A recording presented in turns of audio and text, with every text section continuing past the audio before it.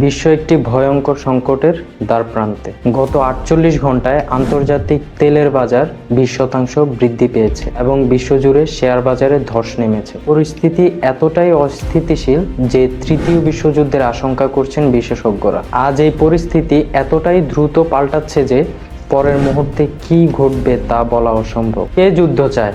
আপনি, আমি, সাধারণ জনগণ? আমরা সবাই তো শান্তিই চাই, কিন্তু কেন এই যুদ্ধ? চলুন জেনে নেওয়া যাক। সবকিছুর শুরু গত সপ্তাহে, যখন ইসরায়েল হঠাৎ করেই ইরানের উপর এক নজিরবিহীন হামলা চালায়। এটি কোনো সাধারণ হামলা ছিল না। ইসরায়েল ইরানের সবচেয়ে সুরক্ষিত দুটি পারমাণবিক স্থাপনার পাশাপাশি তেহরান এবং ইস্পাহানের মতো বড় শহরের বিদ্যুৎ ও ইন্টারনেট কেন্দ্রগুলোতে একযোগে ক্ষেপণাস্ত্র হামলা করে। এর ফলে ইরানের যোগাযোগ ব্যবস্থা ভেঙে পড়ে এবং দেশটি কার্যত বিশ্ব থেকে বিচ্ছিন্ন হয়ে যায়। শুধু তাই নয়, এই হামলায় ইরানের সেনাপ্রধান মোহাম্মদ বাগেরি সহ বেশ কয়েকজন শীর্ষ সামরিক কর্মকর্তা ও পারমাণবিক বিজ্ঞানী নিহত হন, যা ছিল এক কথায় অচিন্তনীয়। হামলার ১২ ঘন্টার মধ্যেই ইরান প্রতিশোধের ঘোষণা দেয় এবং যা করে তা বিশ্বকে হতবাক করে দেয়। প্রচলিত যুদ্ধের নিয়ম না মেনেই তারা সরাসরি ইসরায়েলের প্রধান শহর তেল আবিব ও জেরুজালেমকে লক্ষ্য করে ক্ষেপণাস্ত্র ছোড়ে। তাদের উদ্দেশ্য ছিল স্পষ্ট: ইসরায়েলের সর্বোচ্চ ক্ষতি করা। ইসরায়েলের আয়রন ডোম বেশ কিছু ক্ষেপণাস্ত্র প্রতিহত করলেও অনেকেই মনে করছেন যে বেশ কিছু ক্ষেপণাস্ত্র শহরের ভেতরে আঘাত এনেছে। এর প্রতিক্রিয়ায় ইসরায়েল হুমকি দিয়েছে যে ইরান না থামলে তেহরানকে মাটির সাথে মিশিয়ে দেওয়া হবে। কেন এই সংঘাত?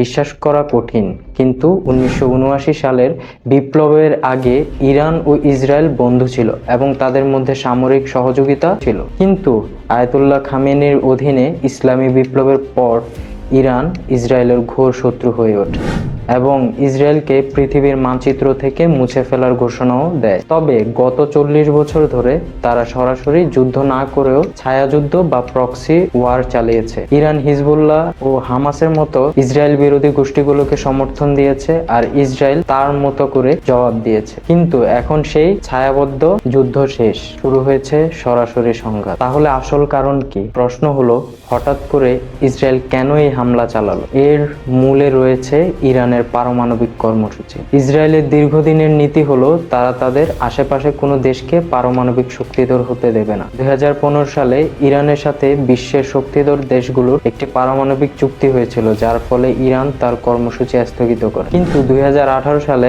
আমেরিকা সেই চুক্তি থেকে বেরিয়ে গেলে ইরান আবার তাদের পারমাণবিক কর্মসূচি শুরু করে। ইসরায়েলের ভয় ইরান পারমাণবিক বোমা তৈরির খুব কাছে চলে এসেছে এবং সময় থাকতে তাদের থামাতে হবে।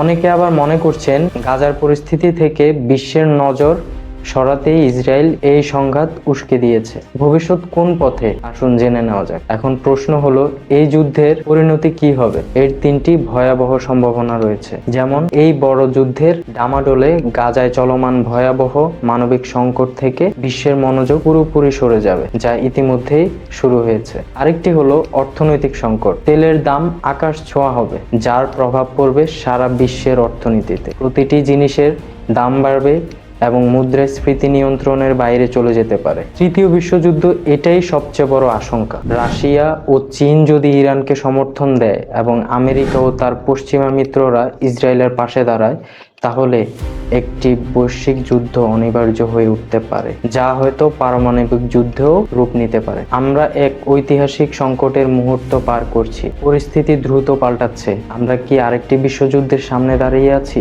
আপনার কি মনে হয়? আমাদের কমেন্ট করে জানান। সাবধান থাকবেন।